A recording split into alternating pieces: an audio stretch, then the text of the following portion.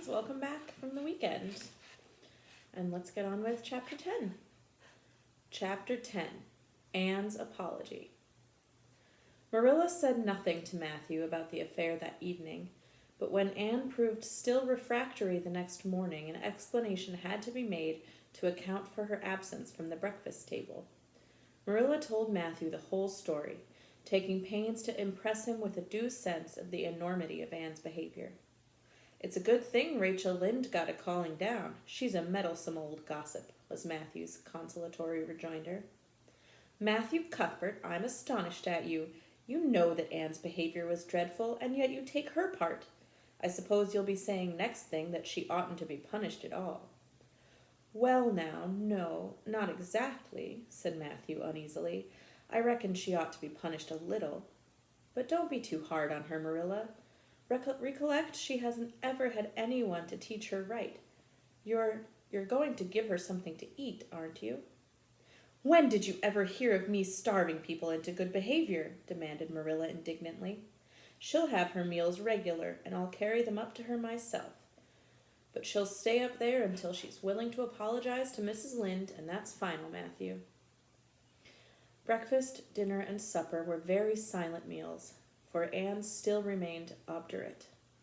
After each meal, Marilla carried a well-filled tray to the east gable and brought it down later, not noticeably depleted. Matthew eyed its last descent with a troubled eye. Had Anne eaten anything at all? When Marilla went out that evening to bring the cows from the back pasture, Matthew, who had been hanging about the barns and watching, slipped into the house with the air of a burglar and crept upstairs. As a general thing, Matthew gravitated between the kitchen and the little bedroom off the hall where he slept. Once in a while he ventured uncomfortably into the parlor or sitting room when the minister came to tea. But he had never been upstairs in his own house since the spring he helped Marilla paper the spare bedroom, and that was 4 years ago. He tiptoed along the hall and stood for several minutes outside the door of the east gable before he summoned courage to tap on it with his fingers and then open the door to peep in. Anne was sitting on the yellow chair by the window, gazing mournfully out into the garden. Very small and unhappy she looked, and Matthew's heart smote him. He softly closed the door and tiptoed over to her. "Anne," he whispered as if afraid of being overheard. "How are you making it, Anne?" Anne smiled wanly. "Pretty well. I imagine a good deal, and that helps to pass the time. Of course, it's rather lonesome, but then I may as well get used to that." Anne smiled again, bravely facing the long years of solitary imprisonment before her. Matthew recollected that he must say what he had come to say without loss of time, lest Marilla return prematurely. "Well now, Anne, don't you think you'd better do it and have it over with?" he whispered. "It'll have to be done sooner or later, you know, for Marilla's a dreadful determined woman." "Dreadful determined, Anne. Do it right off, I say, and have it over." "Do you mean apologize to Mrs. Lynde?" "Yes, apologize. That's the very word," said Matthew eagerly. "Just smooth it over, so to speak. That's what I was trying to get at." "I suppose I could do it to oblige you," said Anne thoughtfully. "It would be true enough to say I am sorry, because I am sorry now. I wasn't a bit sorry last night. I was mad clear through, and I stayed mad all night. I know I did, because I woke up 3 times, and I was just furious every time. But this morning it was all over. I wasn't in a temper any more, and it left a dreadful sort of goneness, too. I felt so ashamed of myself, but I just couldn't think of going and telling Mrs. Lynde so. It would be so humiliating. I made up my mind I'd stay shut up here forever rather than do that. But still, I'd do anything for you if you really want me to." "Well now, of course I do. It's terrible lonesome downstairs without you. Just go and smooth it over. That's a good girl." "Very well," said Anne resignedly. "I'll tell Marilla as soon as she comes in that I've repented."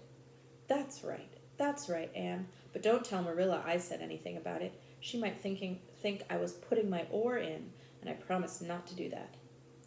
"Wild horses won't drag the secret from me," promised Anne solemnly. "How would wild horses drag a secret from a person anyhow?" But Matthew was gone, scared at his own success. He fled hastily to the remotest corner of the horse pasture, lest Marilla should suspect what he had been up to. Marilla herself, upon her return to the house, was agreeably surprised to hear a plaintive voice calling, "Marilla," over the banisters. "Well," she said, going into the hall. "I'm sorry I lost my temper and said rude things, and I'm willing to go and tell Mrs. Lynde so." "Very well." Marilla's crispness gave no sign of her relief. She had been wondering what under the canopy she should do if Anne did not give in. "I'll take you down after milking."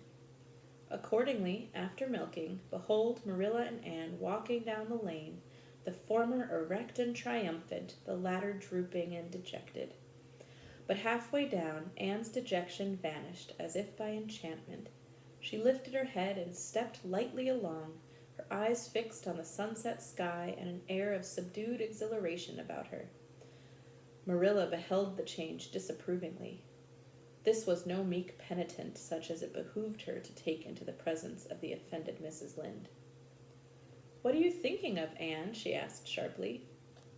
"I'm imagining what I must say to Mrs. Lynde," answered Anne dreamily.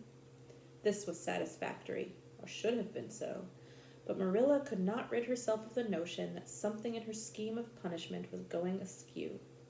Anne had no business to look so rapt and radiant. Rapt and radiant Anne continued until they were in the very presence of Mrs. Lynde, who was sitting knitting by her kitchen window. Then the radiance vanished. Mournful penitence appeared on every feature. Before a word was spoken, Anne suddenly went down on her knees before the astonished Mrs. Rachel and held out her hands beseechingly. "Oh, Mrs. Lynde, I am so extremely sorry," she said with a quiver in her voice. "I could never express all my sorrow. No, not if I used up a whole dictionary. You must just imagine it. I behaved terribly to you, and I've disgraced the dear friends, Matthew and Marilla, who have let me stay at Green Gables, although I'm not a boy. I'm a dreadfully wicked and ungrateful girl, and I deserve to be punished and cast out by respectable people forever. It was very wicked of me to fly into a temper because you told me the truth. It was the truth. Every word you said was true. My hair is red, and I'm freckled and skinny and ugly. What I said to you was true, too, but I shouldn't have said it. Oh, Mrs. Lynde, please, please forgive me. If you refuse, it will be a lifelong sorrow to me. You wouldn't like to inflict a lifelong sorrow on a poor little orphan girl, would you, even if she had a dreadful temper? Oh, I'm sure you wouldn't. Please say you forgive me, Mrs. Lynde." Anne clasped her hands together, bowed her head, and waited for the word of judgment. There was no mistaking her sincerity. It breathed in every tone of her voice. But Marilla and Mrs. Lynde recognized its unmistakable ring. But the former understood in dismay that Anne was actually enjoying her valley of humiliation, was reveling in the thoroughness of her abasement. Where was the wholesome punishment upon which she, Marilla, had plumed herself? Anne had turned it into a species of positive pleasure.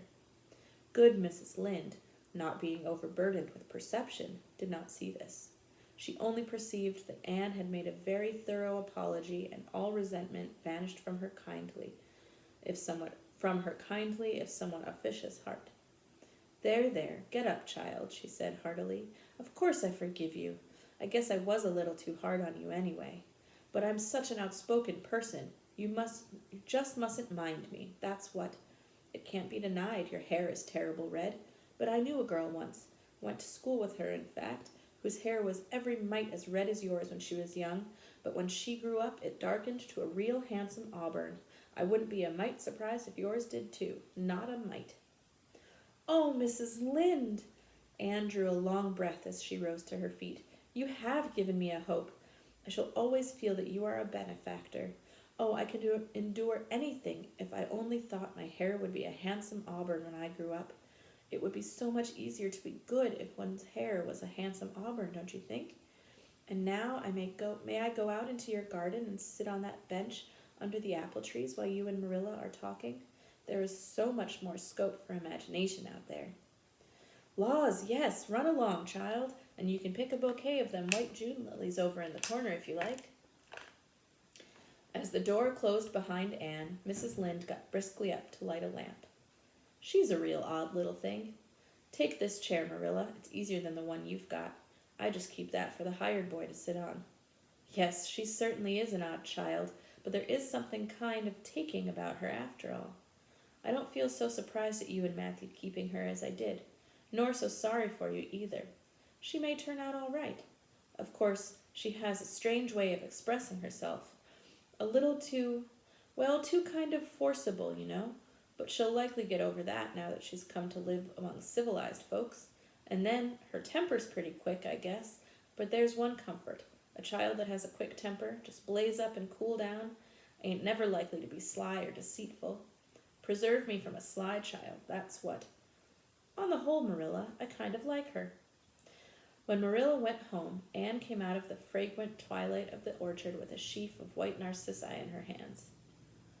I apologized pretty well, didn't I? She said proudly as they went down the lane. I thought since I had to do it, I might as well do it thoroughly. You did it thoroughly, all right enough, was Marilla's comment. Marilla was dismayed at finding herself inclined to laugh over the recollection. She had also an uneasy feeling that she ought to scold Anne for apologizing so well, but then that was ridiculous. She compromised with her conscience by saying severely, I hope you won't have occasion to make many more such apologies. I hope you'll try to control your temper now, Anne. That wouldn't be so hard if people wouldn't twit me about my looks, said Anne with a sigh. I don't get cross about other things, but I'm so tired of being twitted about my hair, and it just makes me boil right over. Do you suppose my hair will really be a handsome auburn when I grow up? You shouldn't think so much about your looks, Anne. I'm afraid you are a very vain little girl. How can I be vain when I know I'm homely? Protested Anne. I love pretty things, and I hate to look in the glass and see something that isn't pretty. It makes me feel so sorrowful, just as I feel when I look at any ugly thing. I pity it because it isn't beautiful. Handsome is as handsome does, quoted Marilla. I've had that said to me before, but I have my doubts about it, remarked skeptical Anne, sniffing at her narcissi. Oh, aren't these flowers sweet? It was lovely of Mrs. Lynde to give them to me. I have no hard feelings against Mrs. Lynde now. It gives you a lovely, comfortable feeling to apologize and be forgiven, doesn't it? Aren't the stars bright tonight? If you could live in a star, which one would you pick? I'd like that lovely, clear, big one away over there above that dark hill. Anne, do hold your tongue, said Marilla, thoroughly worn out trying to follow the gyrations of Anne's thoughts. Anne said no more until they turned into their own lane. A little wind came down it to meet them, laden with the spicy perfume of young dew-wet ferns.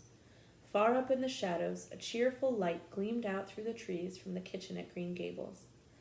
Anne suddenly came close to Marilla and slipped her hand into the older woman's hard palm.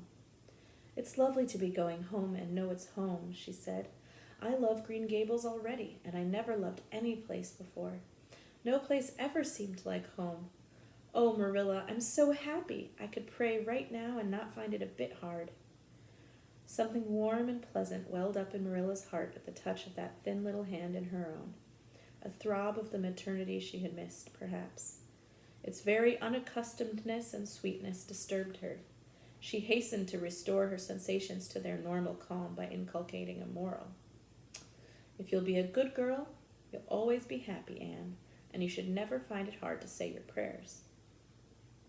Saying one's prayers isn't exactly the same thing as praying, said Anne meditatively, but I'm going to imagine that I'm the wind that is blowing up there in those treetops. When I get tired of the trees, I'll imagine I'm gently waving down here in the ferns, and then I'll fly over to Mrs. Lynde's garden and set the flowers dancing, and then I'll go with one great swoop over the clover field, and then I'll blow over the lake of shining waters and ripple it all up into little sparkling waves. Oh, there's so much scope for imagination in a wind, so I'll not talk any more just now, Marilla. Thanks be to goodness for that, breathed Marilla in devout relief. And that's chapter 10. See you tomorrow for chapter 11.